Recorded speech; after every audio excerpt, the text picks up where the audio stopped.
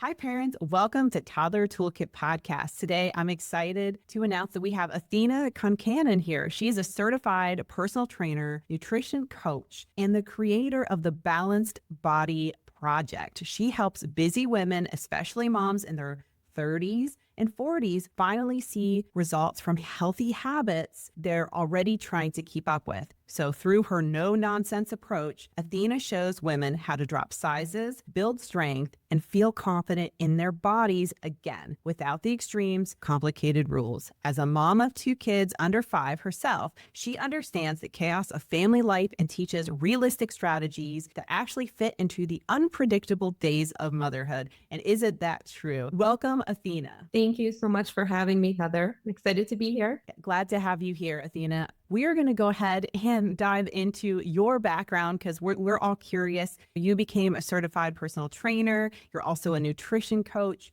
and you're the creator of Balanced Body Project. I would love for you to take us back on your journey and share how fitness and nutrition really began for you. Like, where did that passion come? Yeah. So my journey in fitness, it started, I was going to say back in college, but it probably started back in high school. I would take group exercise classes like with my mom, with my friends. We used to go to jazzercise. So I am really dating myself when I share that. And then when I was in college, I took a part-time job teaching group fitness on campus. I would teach classes like step and sculpt and butts and guts. And from there, I just kept going. So even while I was working a 9 to 5, I always had one foot in the fitness world. I taught on the side. I was getting more certifications in personal training, nutrition, postpartum, corrective exercise, and women's metabolism. And at my corporate job, I had the opportunity to build an entire corporate wellness program from the ground up. Eventually, I wanted to have a bigger impact than who I could reach just in the walls of one company. And that's where I decided to take the leap, leave corporate, and start my own business, first as a mix of in-person training and teaching, and then eventually bringing it fully online with the Balanced Body Project, which is my coaching program now. Underneath all of this, though, is my personal story, which I've always been an exerciser. So I grew up in a chaotic household, and the gym really became my outlet at that time, especially, when I was home for the summers and just not wanting to be home, truly. So going to the gym was my stress relief until it started to become a stressor itself. So unknowingly, I was doing too much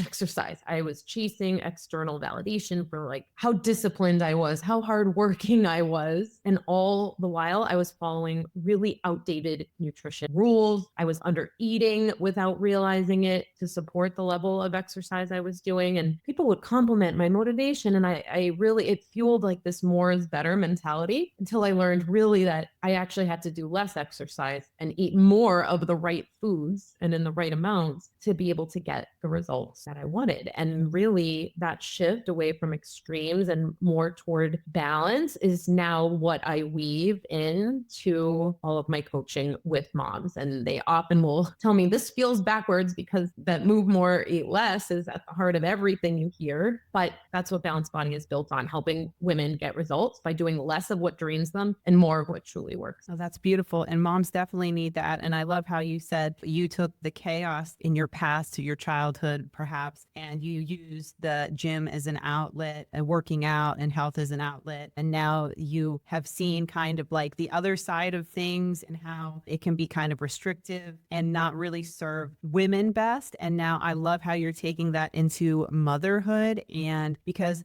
moms are overstimulated, maybe they're feeling burned out, and then they feel like they have to work out more and eat less, and then they're going to be so depleted, it's not helping them become more full and energized in their daily life. So you're here to help them with the Balanced Body Project. That's wonderful. And as a mom of 2 little ones, because I see that you mentioned that, how did that shape the way you coach other moms having 2 little ones yourself?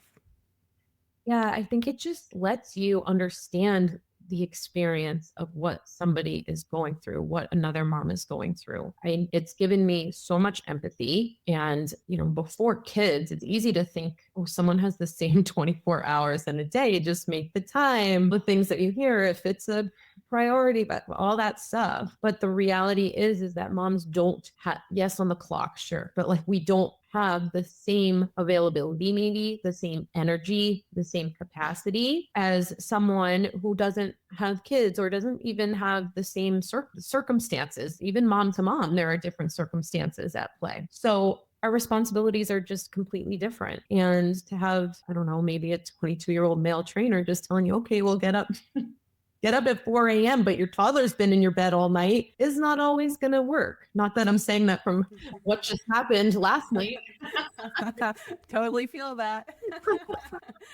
So for me, it's really coaching has to be flexible. It has to be compassionate. And it's about finding these strategies that work with your real life chaos and not trying to force moms into these routines that they assume have to be perfect. They have to get right all the time. When you're talking about being perfect and right all the time, that reminds me kind of the trap that a lot of people can fall into, and especially moms might fall into that all or nothing trap with health or fitness. Like, and I think that's really promoted throughout the fitness industry. Like, Yeah. you know, go all in. It's just 24 days of like super intense, and you're going to come out with this big transformation, or you have to go all in and sacrifice everything you love to eat, or you have to sacrifice all your free time, or even like what you were getting up early, but maybe that's the only sleep you're getting. Or perhaps you, like you said, you have a toddler in your bed, and you getting up doesn't necessarily mean they keep sleeping in your bed. It means now you have a cranky toddler that wants breakfast, and you got all these things. You can't necessarily work out and juggle all those things. So what does the all or nothing trap look like for moms? Why do you think that's just so common? Yeah, I think it's when moms feel like if they can't do everything perfectly, it's not even worth trying. And it's so common because this idea of perfection can be coming from so many different places, right? It can be what we see other people doing or what we think they're doing, what we see online, expectations, our own self beliefs. I work with a lot of, we'll call it self proclaimed like type A's, just like myself. And like we're rule followers in a way. So we think, okay, if a program is written as this, I must follow it to a T. I must follow the rules, check the box that it's like that for a reason to get the results. And so it's kind of like wherever your own perfectionism is coming from, it's there's so many avenues for that. That's why it's so common. So whether it's you can't get in the full 60-minute workout and so you skip it all together, it's if you have one cookie, the whole day is blown, and then you just keep going with other choices that don't support your goals. It shows up as this very black and white thinking that creates this constant start and stop cycle, I think. Yeah, because it seems like, you know, like one choice, like you said, like a cookie or something, like one choice can really derail. And it's that perfectionism, that all or nothing, but it's really more consistency over time. And the one cookie is really insignificant if it's not a repeated habit, or if there's another way, which I'm sure you could share with us, where maybe you can still have the cookie, or maybe you can make a different choice that satisfies that need.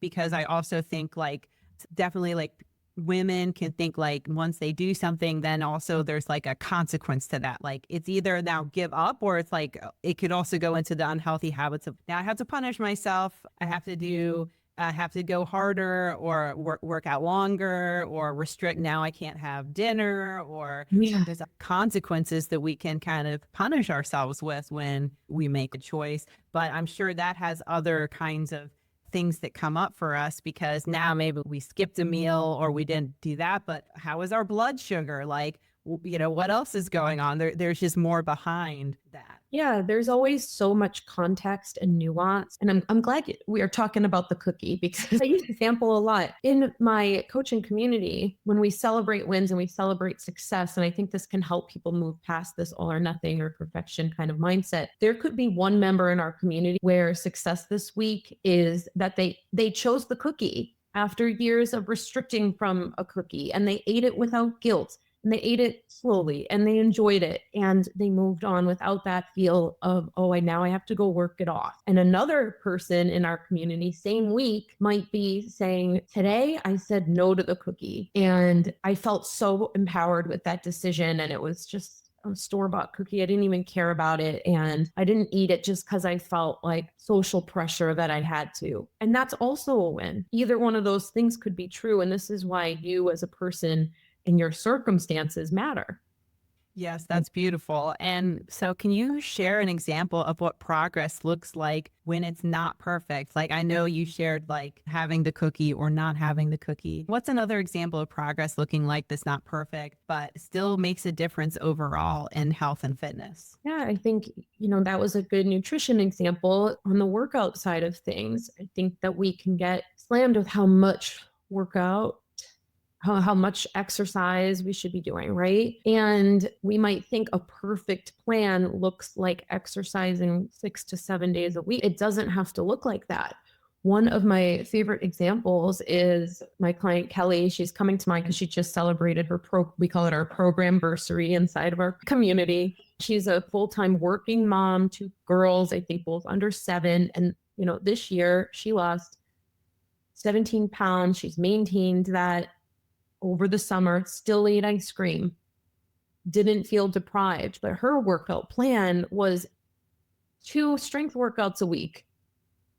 And so I share that because it doesn't have to be 5 crazy hour-long sessions. And she didn't necessarily, like some weeks, maybe she did an extra third. Other weeks, life happened and she didn't do any, or she did 1. But over time, on average, that yielded the result that she wanted. So when we really progress, when it's not perfect, is you keep going. Or maybe you thought you were going to hit your, I'm just making up numbers, but like 8,000 step goal, right? Or 2 walk goal, whatever it is. And that day something happened. You keep going the next day, even when it's not perfect, whether perfect is your own expectation of yourself or somebody else's rule or whatever. Yeah, when you talk about the mom in the community that decided like the fitness schedule that works for her isn't like 6 or 7 days a week. It's 2 days a week of like weight training, for example.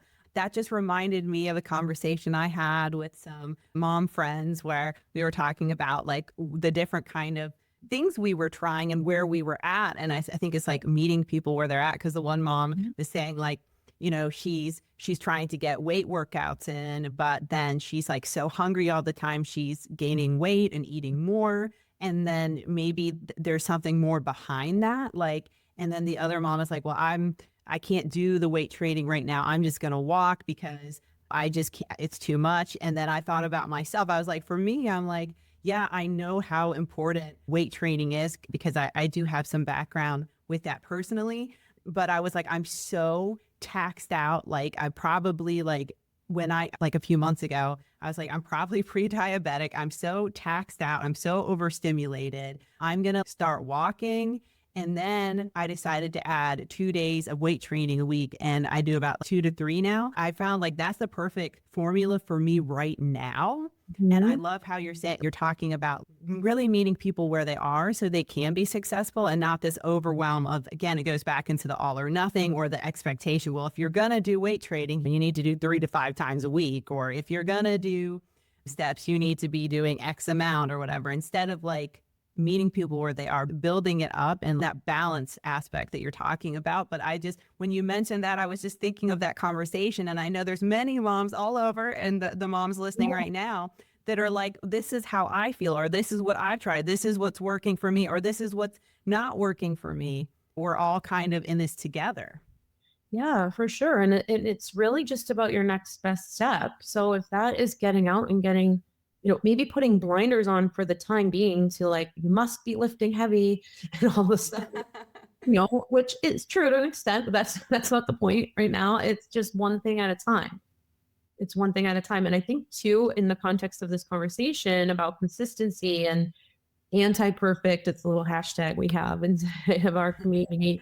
But when people hear the word consistency, they sometimes think about that as like doing the same exact things every single week or every single season or every single whatever. And so how can we even move away from that a little bit? So when I talk about workouts, sometimes setting weekly workout goals, for example, backfires for people. And we do sometimes set more like monthly workout goals. Like what would be a good, better, best? If you hit 8 workouts in a month, would that help you feel better about yourself? Or 10 or 12, and it gives you a raise age. Or with seasonality, maybe there's certain seasons, you just said you were feeling really depleted in one season. And like that's where maybe you're scaling back a bit and then you have more space to ramp up at other times. I think if we zoom out, that allows for consistency forever, which is the goal, right?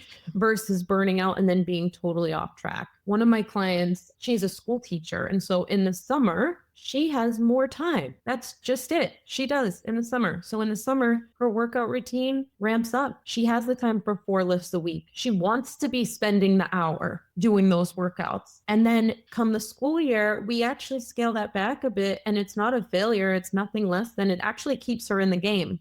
Yeah, that transition to school, and I think all moms relate, whether they're a teacher or that they're just dealing with school schedules, can all relate to that and how kind of like that transition, that new tax. And like, I love how you said staying in the game. Yeah. I also think like moms can, sometimes we see things online, like expectations online. Like maybe there's moms that are like, maybe it's motivational and, we can take it as it is, but maybe they're working out with their kids. And then we see this and then we feel like we need to love working out with our kids, or there's no excuse. You should be working out with your kids or finding some kind of way to do that. And so one of your unpopular opinions is that moms don't have to love working out with their kids around. Can you unpack that for us? Yeah. This one sometimes gets a strong reaction because we can see so many social posts about moms doing squats with their toddler on their back or turning workouts into playtime, and it's like multitasking. And if you genuinely enjoy that, I think it's amazing. So I'm not here to poo on anybody that really does enjoy that. And occasionally I enjoy that too.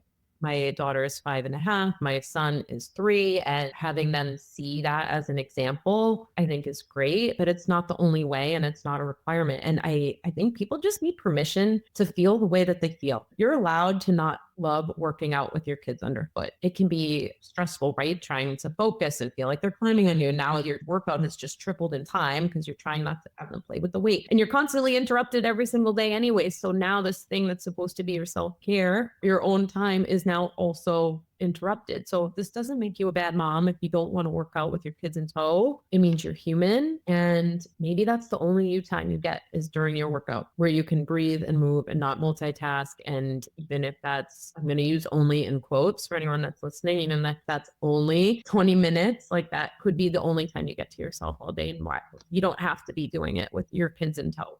I think a sometimes thing is great. There's other ways to model that wellness is important to you.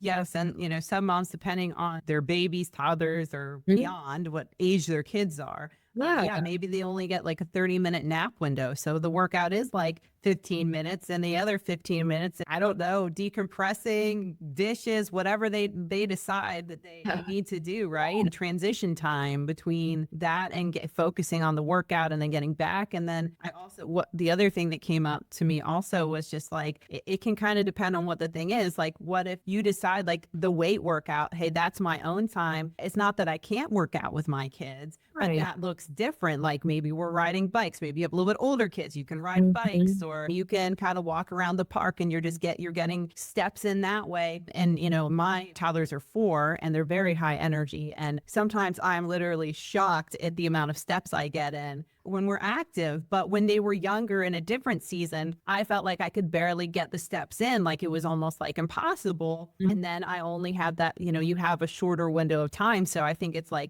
what you're saying too, is like not comparing. We're all in different seasons and it's going to look different depending on where we are. Yeah, for sure. Absolutely. And I think that's just where sometimes what we see on social media can just really determine like, okay, how do I feel and why? I think just closing that noise sometimes and be like, why am I feeling that way? Just had a client that was like, I had to get my workout done this week with she actually has twins as well, with my twins around. And I like honesty, I didn't enjoy it. I'm like, it's okay that you didn't. Yes. Yeah. And sometimes we don't. And it's totally true. And then sometimes like it's like we really want to show up for ourselves and we want that time, but we feel like maybe we don't have access to that time. So how can moms start to have more honest conversations or vulnerable conversations about how they feel about that with their partners about protecting their time when it comes to fitness and nutrition? Yeah, I think it's about just being really clear with what they need, want, and why, and not sugarcoating it at all. And it doesn't have to be like tit for tat with the amount of time you get. I mean, this is a whole nother conversation, not my area of expertise, but instead of saying something like, I would like to be working out more, that just kind of leaves it hanging. There's no actionable item from that. So, if you have a partner and you can sit down at the beginning of the week and you look at the schedule anyways. I know every single mom here is looking at the schedule for their kids and where you're driving them and what appointments that you have and what doctor, all the things. So where in that schedule are you carving out 2 30-minute time slots or whatever it is for you that you need to do your strength workouts? And that's where you say to your partner, I need these 30-minute time slots for you to be on with the kids during that time. It's specific, it's framed as a need, not just as a wish. And it's about, you can say like, this is for my mental health. You can say, this is going to make me show up later, like less snippy, or if there's something specific to your relationship going on, insert that thing right there and frame it that way. You position it. It's really less about asking for permission and it's more about that sharing of responsibility. And your partner says, this is what I need. And you're on the same team, and protecting that time really benefits the whole family. I love how you also mentioned that how we can show up, like how we can regulate our nervous system better, or how we can snap less, and how that does benefit everybody in the family relationship. So there's lots of benefits to this. Yeah, for sure. Yes. You shared a lot of great things with us, and your approach seems very realistic for moms who are juggling a lot. And you're kind of showing us that it doesn't need to be super complicated, that like this is something we can do. So what are some of your go-to strategies for moms who want results but don't have hours to spend at the gym or in the kitchen? Yeah, I think the number one thing is to focus on what I call the big rock. These are the things that are going to move the needle for most people. And so for most moms, this is not going to be stressing about whether you should put creamer in your coffee or collagen in your coffee, or wondering if you should be doing those cold plunges that you saw an influencer doing or whatever. The big rocks are the basics, and the basics might be viewed as boring and they don't get as many, likes on Instagram and stuff like that. But your big rocks are going to be your strength workouts. They're going to be your walks. They're going to be your protein and your fiber at your meals, slowing down when you're eating, making empowered decisions. And really, I would say also working on some of the mindset stuff that comes up for you when you are getting stuck. So when you zoom in on these big rocks and you keep your blinders on, right, to all the other stuff, you don't need the hours at the gym. You don't need elaborate recipes. Like if we're still pinning all these recipes, we can stop doing that. You really, if you have 20 minutes, that time adds up. And then the next thing I would say is really within those areas, trying to get some of the habits on repeat and automating as much as possible. I'm happy to get into that more. But those big rocks, I think, can really shutting down all these little things that are really not going to move the needle in the long run is the biggest thing. Oh, I love that. And some actionable tips for us. And something that stood out to me, you said, was slowing down while eating. Yeah. And I think, so you've shared some strategies here. And so what does kind of like a week of fitness look like for one of your clients in Balanced Body? Like, how does that all come together? Is everybody on like their own different schedule and then they check in? Or are there different like pathways that some people are like doing the same kind of process, or how does that work? Yeah, I love this question. So I'm going to frame it first. I used to sell do-it-yourself training programs, workout programs, and I stopped because I feel like if you can't, this is another all or nothing thing. If you can't follow that specific plan, it doesn't work for your life that week, month, whatever, then it's like not for you. Or if an exercise in there doesn't feel good in your body, this is a whole nother conversation for moms postpartum, which is forever, not just the early postpartum days. Then it's like, oh, this isn't for me. So when I was developing the Balanced Body Project, it was important for me to make sure that the workout program that people are on is very personalized to them. So underneath our overarching Balanced Body umbrella, I'll say we have several different workout tracks. So when a client comes in, instead of saying, here's the plan that you're on, good luck, they tell us, here's the time that I would like to be spending on workouts. Here's what's probably more realistic. Those tend to be two different things. Here are my main goals right now. People have different goals.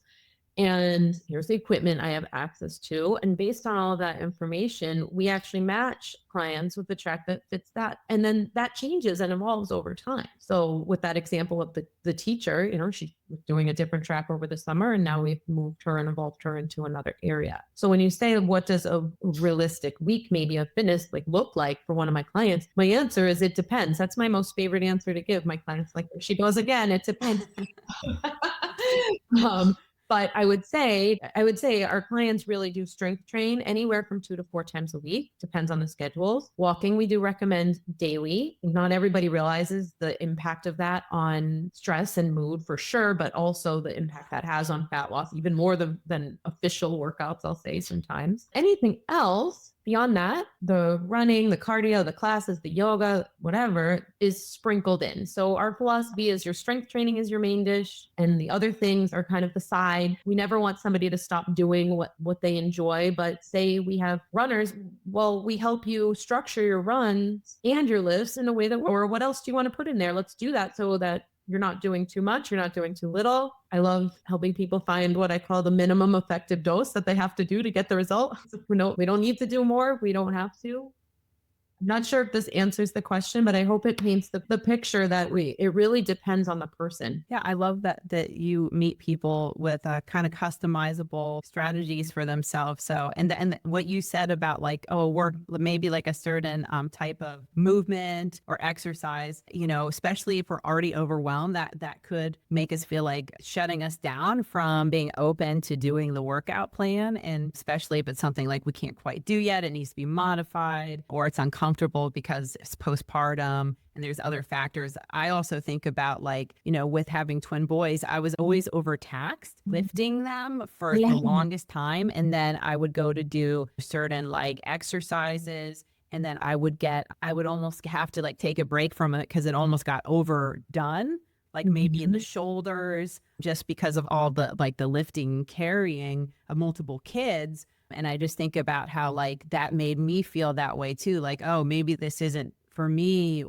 and I think without guidance of actually, here's what you can do, more personalized, okay, I see what's happening. Here's how we can still help you not lose strength in those areas, but not overtax either. So there's so many things that kind of can come up for us in our day-to-day lives as moms. For sure. And I really believe that the workouts that we're doing should be supporting our day-to-day activities, whether it is in what we have to do with our kids and we have to lift them up and all the stuff that we have to be putting in and out of the car and holding up the stroller and putting that in. Our workouts should be supporting that so we can do these activities without low back pain, without shoulder pain, without whatever. And then in your workouts too, if somebody is saying to me, okay, I'm trying this, just going to use lunge, and it's kind of bothering my knee and my low back is kicking in, but this is another way all or nothing comes in. It's okay, that's like you said, not for me. But no, what if we actually shift your foot a little bit here and you can use this variation instead? And if you breathe like this during it, oh my gosh, my knee doesn't hurt anymore. I feel the right things working and my low back isn't sore after. Amazing. But if you don't have that dialogue back and forth with somebody that has a trained eye to look at your body and help you figure that out,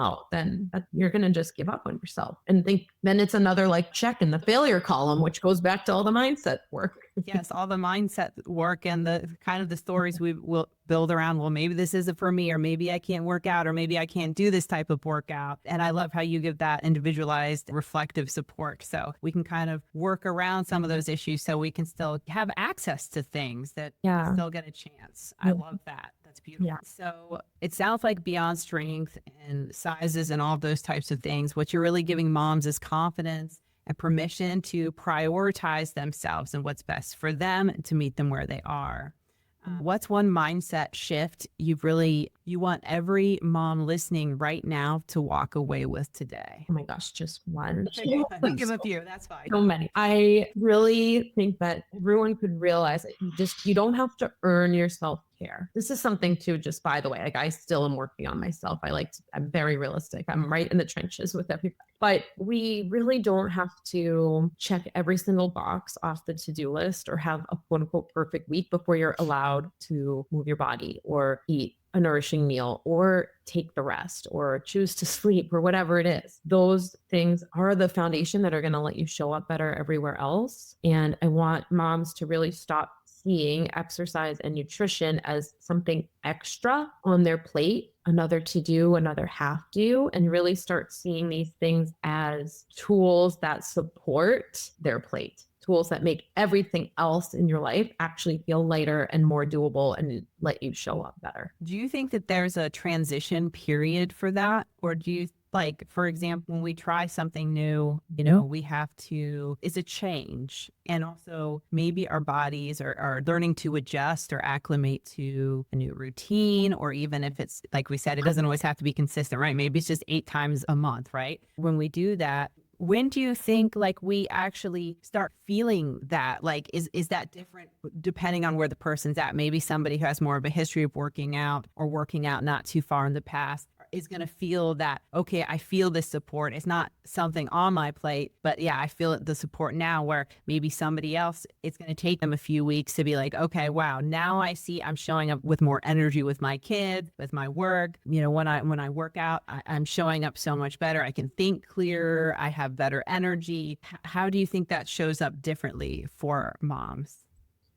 Yeah, I mean, I think it will depend. I think the time frame and when you start feeling those shifts for just maybe how deeply ingrained some of the beliefs that you have about maybe shifting that focus from I have to fix myself to I deserve to feel good in my body, or I get to do this versus I have to do this. I think for many moms, fitness has been tied to guilt, burning off what they ate, shrinking down to fit a certain standard, punishing themselves for missing a workout. I think like the more deeply rooted stuff that in beliefs we have, it might take a little bit longer to like truly believe that you're worthy of this and you deserve the care. But like the best time is now. Like when you start working on it, you can flip it. And when you just choose to focus on what working out or eating well gives you, you can start seeing that in a week. You can say, oh, this week I did feel like. You have to look for it though. You have to be willing to go in and be like, okay, yes, the win this week. Okay, maybe the scale didn't move this week, but I felt so much more energized on Tuesday after I went for the walk in the afternoon. So the more you kind of look for those wins or these examples of micro proof or evidence along the way in your journey, I think that is kind of the key actually to the faster you can start feeling